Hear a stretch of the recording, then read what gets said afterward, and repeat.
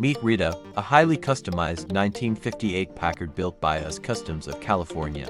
According to Barrett-Jackson, which is auctioning the car at its upcoming Scottsdale, Arizona event in January.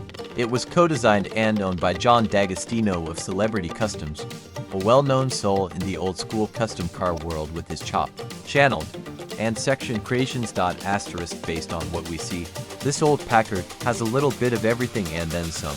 A quick preview: there's a 5-inch chop top, an extended hood, fenders, and tail fins. And it's finished in striking lavender pearl paint from House of Color. Award-winning custom work. Rita debuted in 2016 in Pomona. CAN won the Sam Barris Memorial Award at the Sacramento Autorama before appearing at the Concours event on Rodeo Drive in Beverly Hills.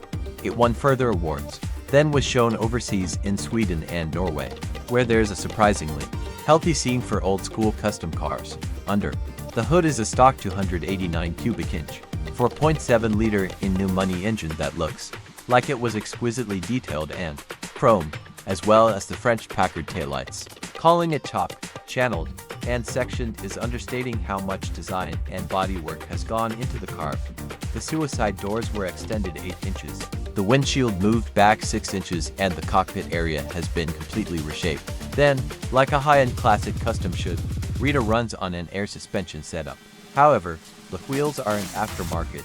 They're Packard 15x6 wire wheels with Coker white wall tires. So much carpet. Inside Rita, the color scheme is pearl white and lavender and includes a custom fabricated console and pearl steering wheel. But the highlight to us is the crazy thick New Zealand lambswool carpeting. You can tell it's a show car by that alone. No sane person would get in there wearing shoes. The 1957 and 1958 Packards were already luxury-leaning vehicles, and essentially restyled and rebadged Studebaker models, Studebaker having bought Packard in 1954. They came at a crunch point for Packard, as it had sold its assembly plant in Detroit in 1956. The idea was that the line of rebadged cars would keep the Packard name alive until it could find funding to design and build a new luxury model of its own. The 1958 model was restyled on a tight budget and had the fins added along with the Fishmouth grille. The redesign was heavily criticized for not being cohesive and looking cheap, including the seemingly slapped-on tail fins, which were just reaching their peak of trendiness. Thanks to Frank Hershey and Holly Earl, the tailfin trend peaked in 1959, with Cadillac going extreme on the Eldorado Biarritz and Imperial, with its Crown sedan, a prime material for customization despite its rarity. The 1958 Packard is prime material for customization. In fact, a rare, but not well-loved version of a car is perfect for customizing, as the rarity adds value to a custom while nobody is complaining about its purity being ruined.